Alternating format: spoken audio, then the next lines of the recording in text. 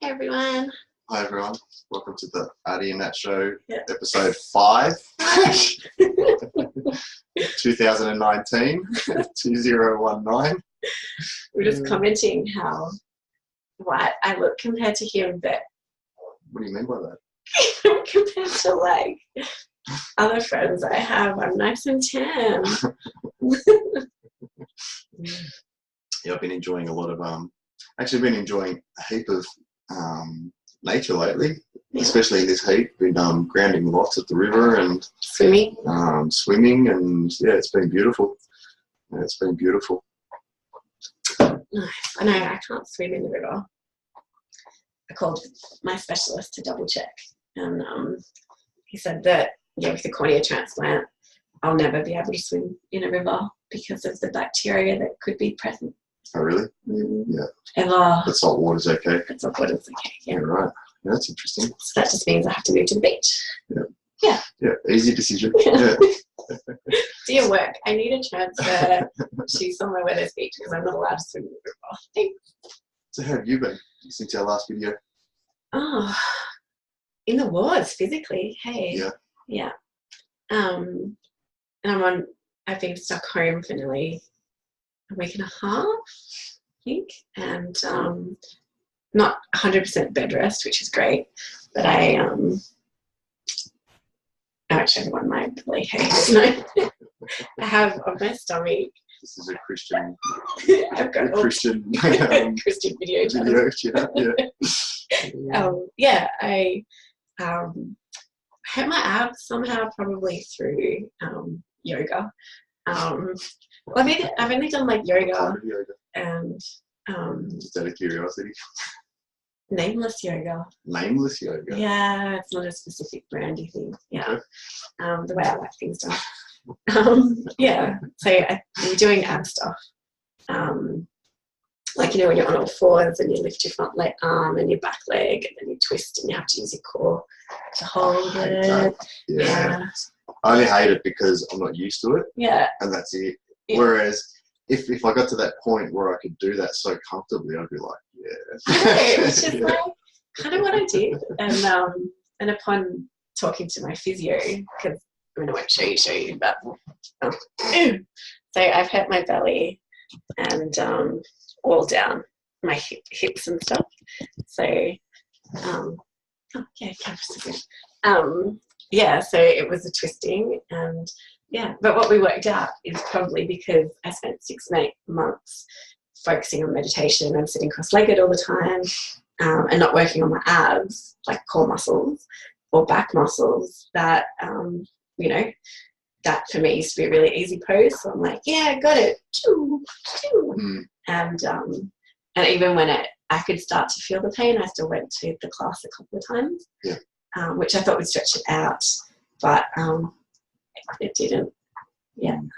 Yeah, fair enough. Yeah, fair enough. So the interesting stuff though is so I was talking to my dad yesterday because I've been watching what I'm eating now that I can't physically move, and he's like, and I'd used the words, I'm just worried, like maybe I'm too fat. There's too much fat there, and that's why it's compounded on the hip and blah blah. And Tad's like, you're not fat.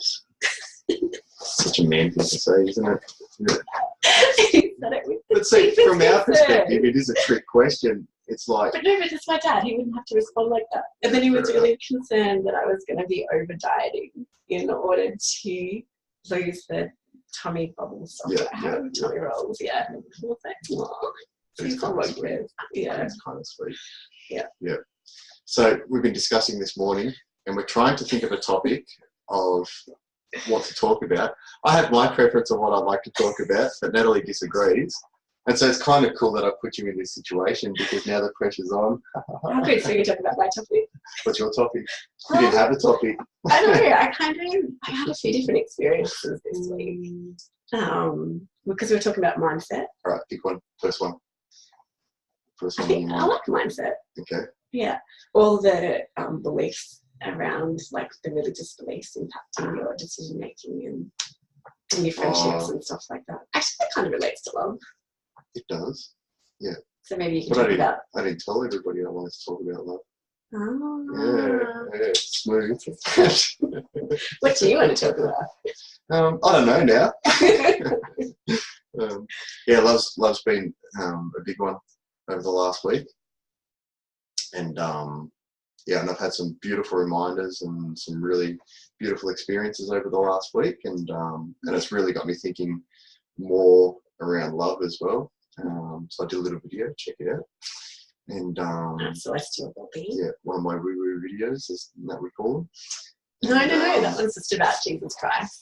Oh, Not about your celestial stuff. well, it's all somewhat related, but anyway.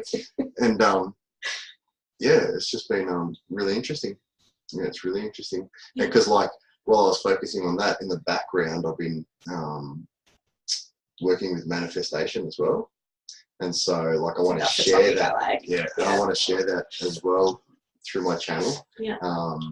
But there's a lot to sort of understand around it. And, yeah, and it can be pretty brutal. It's not always very pleasant either. You get what you ask for, even if that's not your initial desire. It's not. Yeah, you get exactly what you ask for. Yeah. But it may not come in the way that you. That's exactly right. Yes. That's exactly right. Yeah. And I've got a few ideas of how to sort of present it. So it's sort of logical as well. Yeah. So you can kind of learn to catch yourself when it comes to like, I don't know, putting out to the universe or God or source, however you choose to look at it. Or yourself. Or yourself, yeah. A lady that I met at one of my Buddhist centers said that a book she was reading that's not Buddhist related, like doesn't come from Buddhism, says that, see, I make a wish, right? That's the way I look at it in my mind. Mm-hmm. I connect to write it down, the short version, and I make a wish. And I always say, I wish. Yeah. And so it is, like I make it powerful, but I see it as I'm putting it out there to the universe. I don't know where it's going. Yeah. And I was telling the lady this, and she's like, smart, you do it. Like once you've made that decision and you've put that thought in your mind, then your mind, even your subconscious, works to make that happen. Yep. And I'm like, that's so. Yep. And then because it was the Buddhist philosophy course I did on perception and that, and they were touching on that idea, but I'm only up to level 2, so I'm guessing the higher we get, it'll get to that. Of course. And I was like, yeah, because I'm really interested in like the creation process, and like it's funny you use the word subconscious, but if you take away sub and you've just got conscious, that's the director of the manifestation, because you're consciously directing and an outcome of some sort. But then, and it's tricky because like you've got so many aspects of your being that may be afraid of certain things, and so all the opportunities may present themselves, but then if you haven't done that work inside of yourself to see it as an opportunity towards your manifestation, you may miss your manifestation. Yeah, like, you know what I mean? So it could be like, you want more money, for example, but you really love your job. Yeah. And an offer presents itself that will give you that. Yeah. But you don't want to leave your job. Exactly. And so you've missed your manifestation opportunity. Yeah. Because not only, it's not pleasant, you have to make actual decisions around, do you believe in it strong enough? And do you want it strong enough? Are you willing to do what it takes to have this manifestation? Yeah. Or is it just nice thinking about? You know what I mean? And that's why most people get stuck, is in the I want. Yeah. And they're not opening up to all those extra signals that that's right. that your subconscious is picking up, or your conscious is picking up, but you've got ego or something else going, I don't know. Yeah, it's quite a battle upstairs. It is, yeah.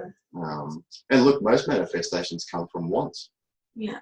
And it's funny, like I think as well, like within the physical body, the subconscious component where it's essentially taught but exceptionally perceptive at the same time,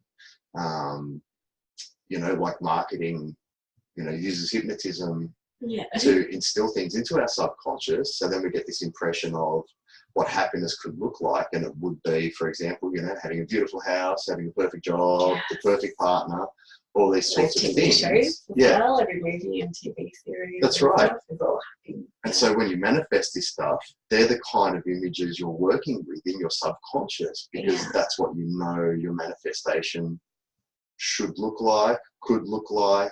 Because that's what you, Like for me, I only realised a few years ago that, I was like, why do I want a really big house all the time? Like, it's such a shit to clean. It's more money to pay off. You have a big garden, bigger, you need more furniture. It's like, what is the deal with this? Like, right. I don't even have a family, like as in kids. Like, it's just me and a partner. I'm like, why do I need all of this? Yeah, that's right. And because then, you did want it at one stage. Well, no, I realised it's because once I projected or put the question to my mind, I then realised, it's not every freaking TV series I watch. Every TV series, you don't walk into a little 1 or 2 bedroom apartment. That's right. Or my favourite kind of Disney,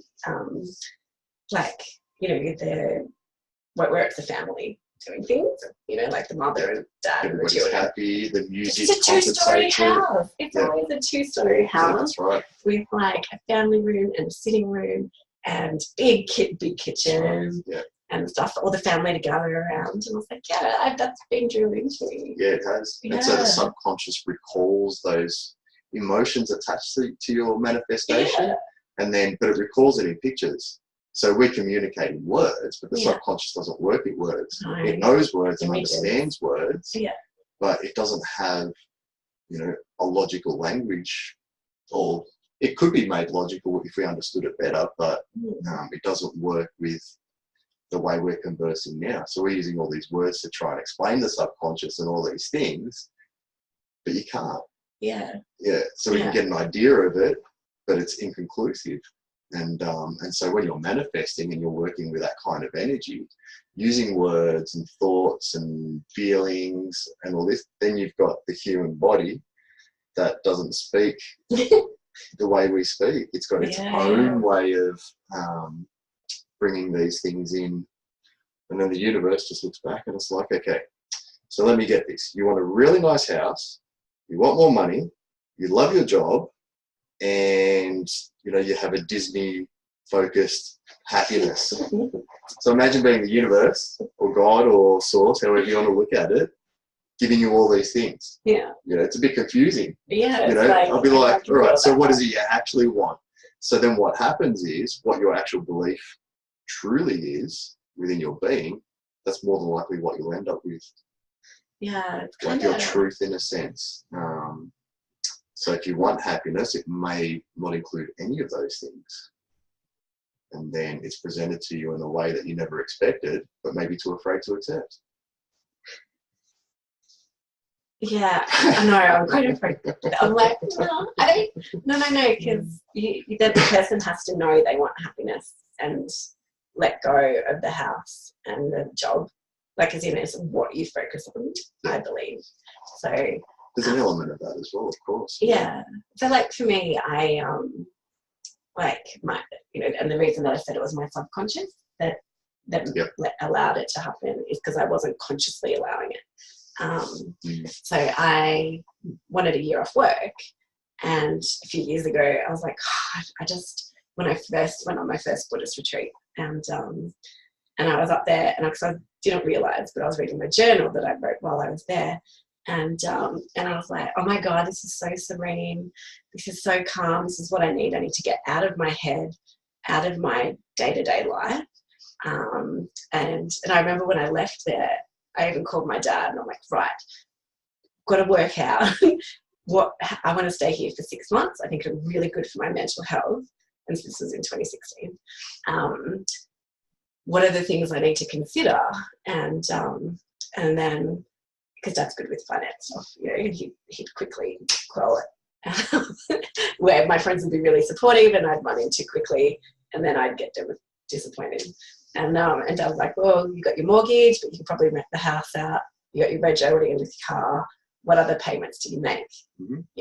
What are you going to do with your stuff? How are you going to lock it up so people can't touch it? Are you going to let people touch it?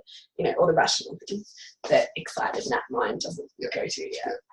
And so I played with it for a month or two, and then I was like, not for me right now. Just park it, but I know I want that one day. Yep. And it's something to do with the parking it. Like, because I wasn't putting so much attention into it. Right. Like I knew I wanted it, and so every month I do my new moon wishes, because the energy of the new moon is about manifesting, and so every month of my list of 3 things that I want, that would be one of them, a year off work. And I had it in detail. Year off work, $10,000 in the bank, blah blah blah, and financially stable. And so I went, and so it was there, but I didn't know how it was going to happen. But the funny thing is, right, when it happened, it was shit, right? So I got my year off work, but my doctor told me I need eye surgery, and the plan was we knew I wouldn't be able to afford my mortgage with another surgery, like the time off. So I sold my house. That wasn't on the plan. Sold my house, moved in with my dad. That wasn't on the plan. And then in January, after I sold the house, I moved in with dad. By 2 weeks, the doctor said, Nat, you're not having surgery. And I was like, well, what the fuck? And so I was really upset. You just swear. Thanks, Ava. And then I was upset. Remember, I was heaps upset, and it actually probably took a few weeks for me to realize, hang on, you wanted this. Yeah, that's right. Like, you've got nothing. You've got no bills to pay. You've got no mortgage. Like, hang on, what have you been wishing for? Now, how are you going to get the rest of the time off?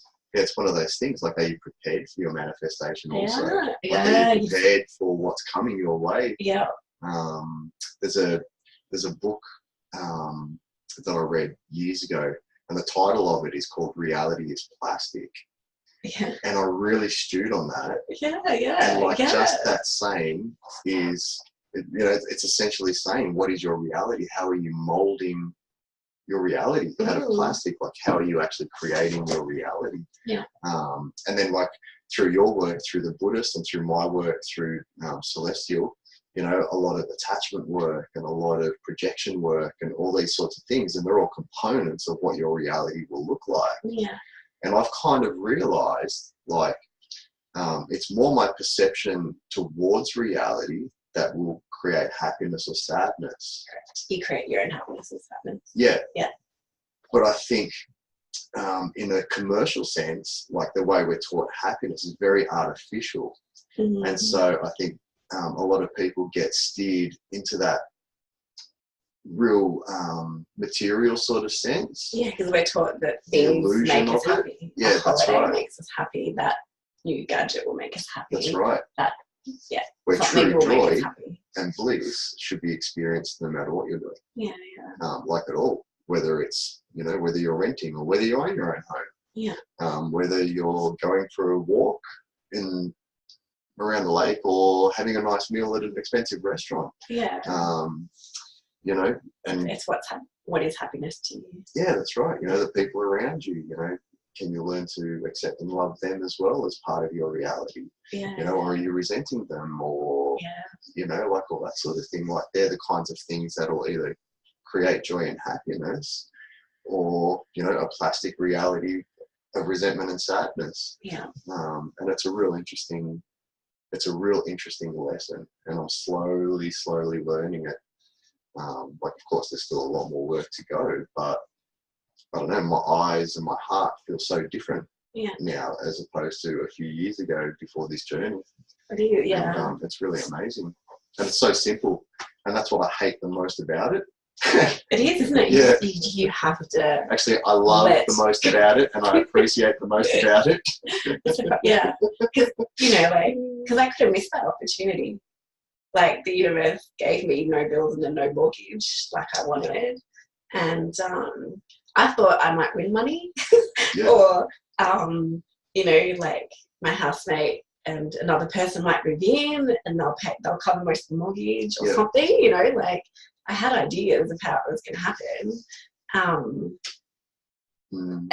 But when it happened the way it did, because I could have just went, oh, okay, well, straight back to work, you know, let's take this opportunity to save money so that I can do this. Because living at Dad's means I can save money. Yeah. So, if I didn't realise that I still have this order in for a year off, I could have missed it.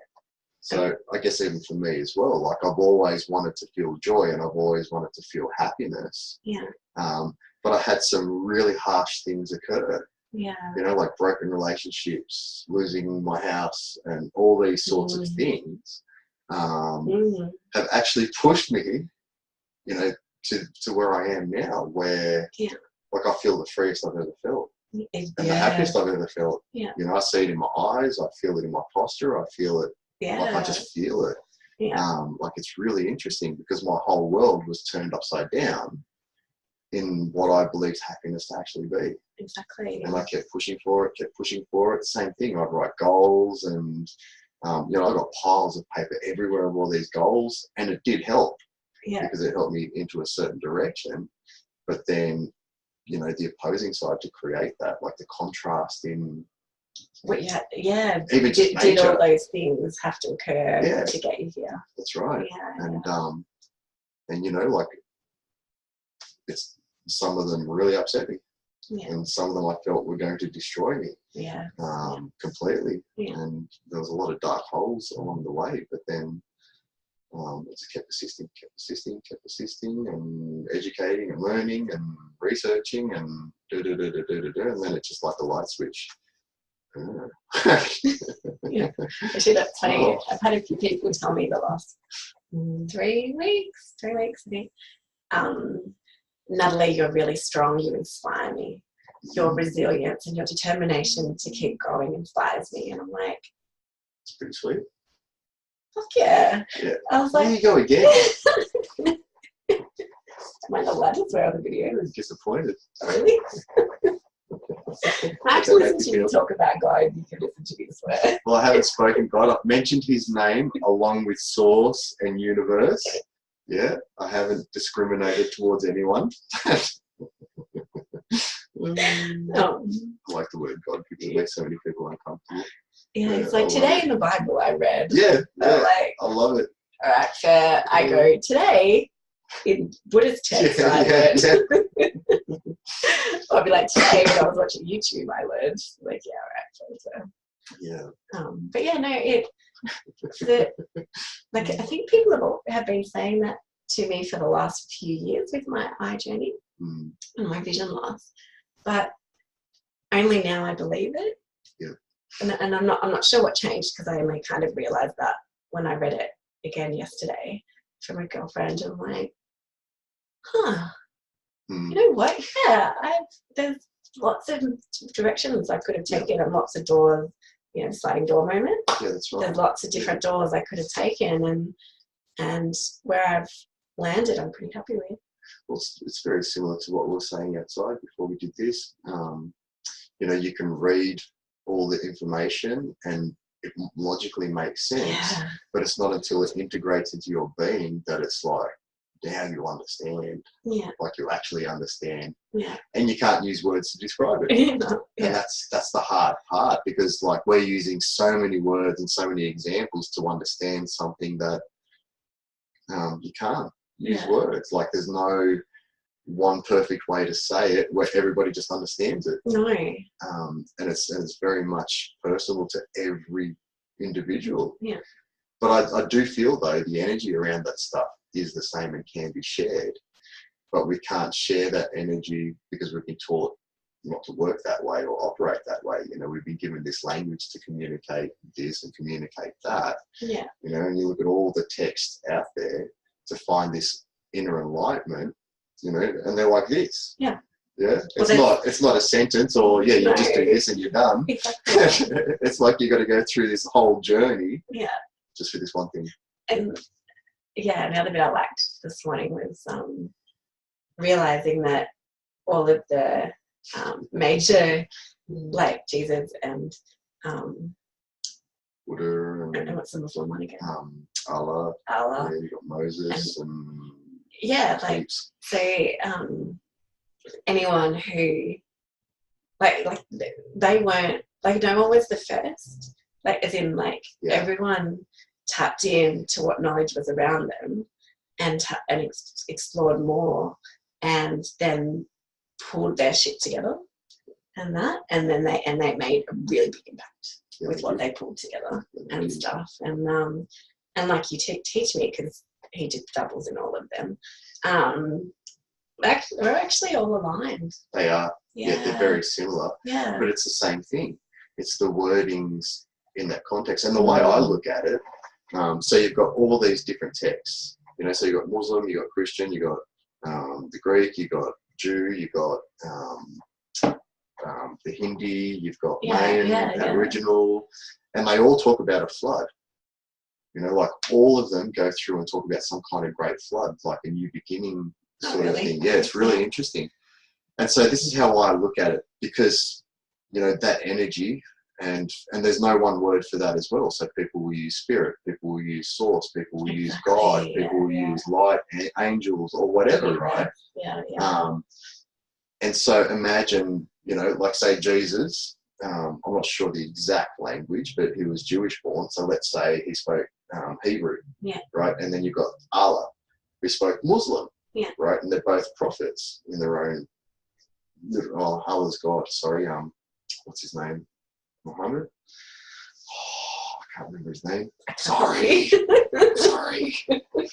But they have their own language. Yeah.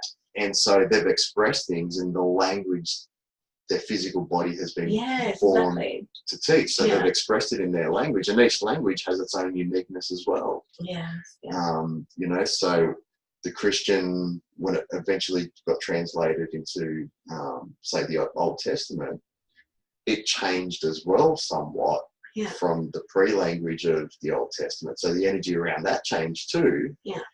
But it's still expressed through a different language. You know, so Buddha would have expressed it in Hindi, or like what language did he express his teachings in?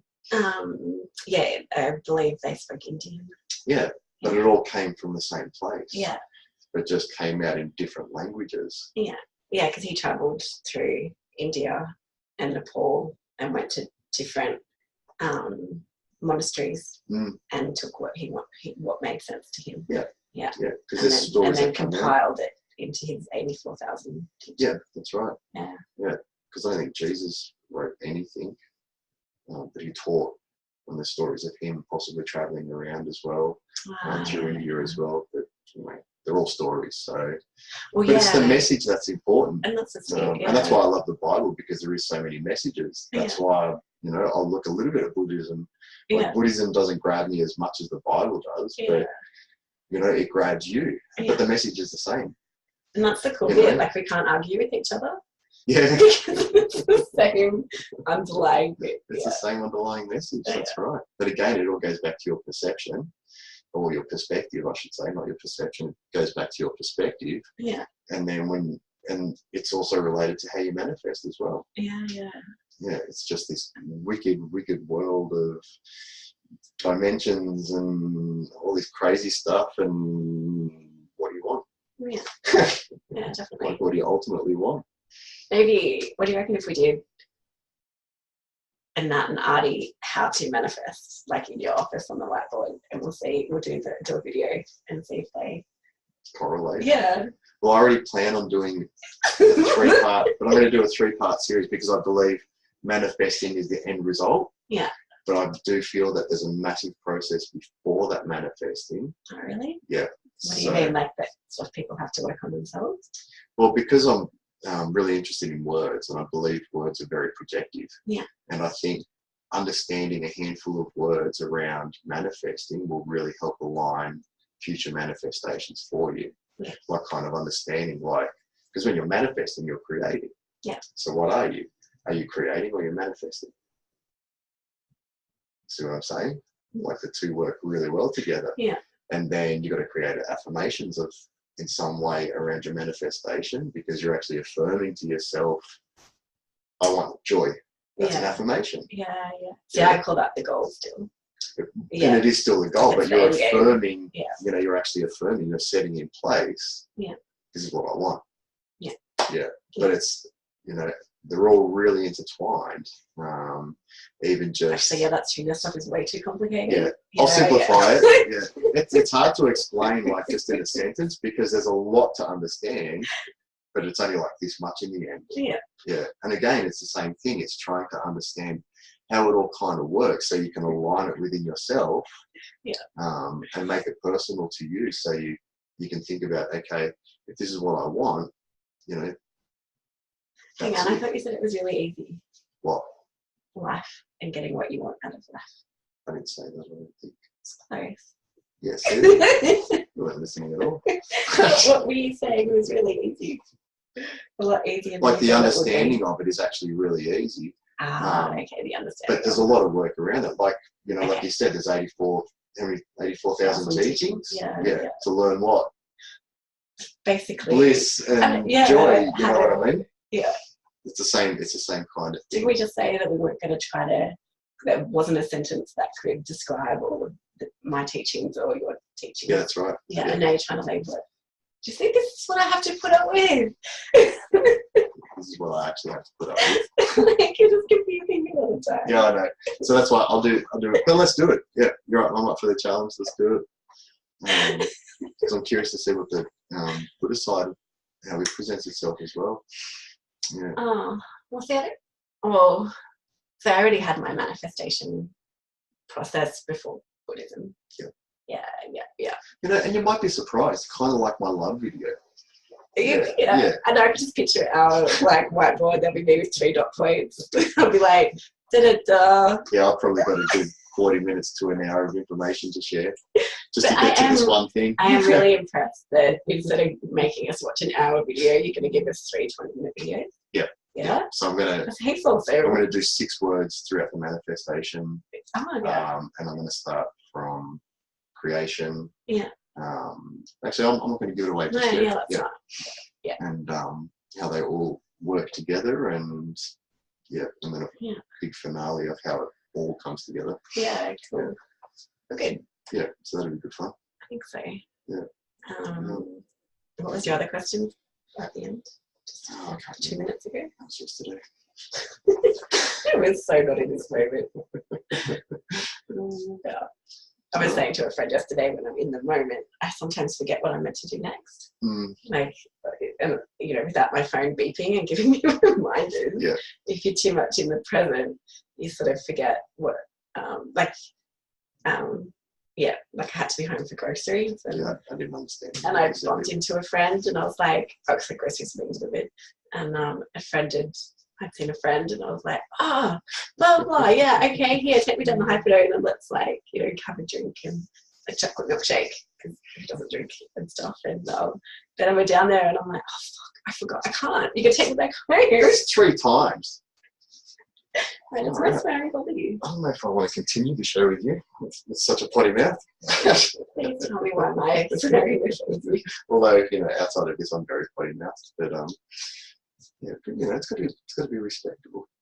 Yeah, because this is our plastic is reality. This is our creation. You see? That's how I talk. Am I offending you? You are offending me. So, how should we conclude today's episode? Without a potty mouth. Wait, how do you wrap all of that up? It's funny, my mind's like thinking, just be kind to your mother. As in, be kind to everyone, like they're your mother, including yourself. But then we're really talking about manifestation. But I guess if you're being kind to yourself, you'll allow the manifestation to come through. Yeah, I guess. Yeah, I have this little golden rule for myself around manifestation, where it's like set and forget. So if I want to experience joy, I'll acknowledge that, and then that's it. Yeah, set and forget, they're really good words. And then that's it, and allow things to come. Yeah. Yeah, because when you're constantly focusing, it's almost like you're affirming and not experiencing these things. Yeah. Yeah. Yeah. So, and like, you know, come on, as if your body's going to forget or your spirit is going to forget what you're manifesting. Yeah. Like, do you have to persecute yourself to get your manifestation day in, day out? Exactly. You know, we're more, we don't give ourselves enough credit in that regard, I don't think. Yeah. Yeah, the saying I love was, I read it from Doreen Virtue like 10 years ago or something, and I wrote it down to keep reminding myself. So manifestation is like when you go to a restaurant and you pick something off the menu, so that's your goal, you wish, you tell the waiter, so that's writing it down, and then you allow him to take it into the kitchen. The chef prepares it however the chef wants, as in, you know, like, you don't say, I want the, you know, you don't go in there and you don't prepare it. You're letting the chef prepare it, and then the meal gets delivered to you. Yep. And that's what I keep reminding myself of, is I put the order in. If I haven't been to that place before, I don't know what it's going to come out like. Yep. I have an idea in my head of what a chicken salad sandwich looks like, but their version of like their bread, their whatever, right. Yep. you know, what other condiments they put in. Sometimes they put cold chips, sometimes they put hot chips, you know, like however it comes, it's going to be different. Yeah, that's right. Yeah. But set and forget is so much quicker. Yeah, it is. And it's less pressure. You know, it allows room for things to manifest. Yeah. You know? Yeah. And that one works really well, set and forget. You know, if you're feeling a bit... Actually, no, because I don't forget. Because when you're at the restaurant, you know the food's coming. Yeah. So it's still... So you don't think about it. No, you do. Like, so it's in the back of your mind. Well, yeah. So you've placed your order. Yeah. But you're not constantly placing your order. No, you know what I mean? but you're still thinking about your chicken sandwich. Yeah. Yeah, but at the very back. Yeah. Like it's not in the full, unless you start with it. Or what kind of thoughts would you have around that? Or every now and then. I wonder what it tastes like, I wonder what it looks like, I wonder this. You're actually open to what's coming. And it's more like, well, if I'm thinking about it, it's usually I'm really hungry. Actually, no, that's wrong, because not everybody. Some people will be very specific in what they want. You know, they'll want a certain kind of bread, they want the chicken cooked a certain way, so I guess... But that's not generally when you go out, right? Well, why not? Because just going out to eat the food, like, just eat what's given. I mean, from my end, like... Yeah. You know... I don't very often use menus. I'll be like, what's good? What do you recommend? Yeah, exactly. Give it to me. Yeah, see, right. It's like... And it works really well 90% of the time, just so you know. And I think even if you tweak one part, you know, like, I need gluten-free bread, then that's only one part of the order you're tweaking. But it's still a manifestation, isn't it? Because you're actually asking for your creation. Yeah. Yeah. Yeah, so you're allowed to tweak. But if you haven't been there before, you're not going to know what it looks like. Oh, this challenge is going to be really interesting. Now I'm going to have to go away and think about how to make it as simple as possible. Just stick to Arty's advice, set and forget, yeah? Just keep it really simple and leave it at that, and allow everything around you to just take care of it for you. No, because if you forget it, then the universe doesn't know you're not going to forget it. Like your body isn't. Why do you mean you're not going to forget it? You just said set and forget. Okay, it's like this, right? I want chocolate. I need a better word than forget. Set and release. Set and accept. Set and wait. Set and I don't know. Because if you think a lot, if you overthink a lot of these things too, you know, how are the energies going to know what to give you as well? Like if you're always changing your mind and constantly shifting it and doing this and doing that, you know, like your manifestation is no longer a straight line. Now it becomes kind of like a wiggly line. And it could go this way, it could go that way. It depends. You know, like for me, what works, such amazing things. For me, what works is connecting with it once a month. Yeah. Yeah. Yeah, no, I just set and forget, and that's it. And it'll come at the most appropriate time. Okay. Yeah. But anyway, thanks for watching. We hope you learned something today and you weren't confused. And I'm just going to go yell at him some more once we do the video. Have a great week, guys, and we'll see you 2 weeks. Yeah. Yeah. Maybe try to 2 do one weeks every or 1 2 week. weeks. Yeah. Yeah. Happy summer holidays. Happy Australia Day. Yeah. And it's 2019. Bye. Thanks, guys.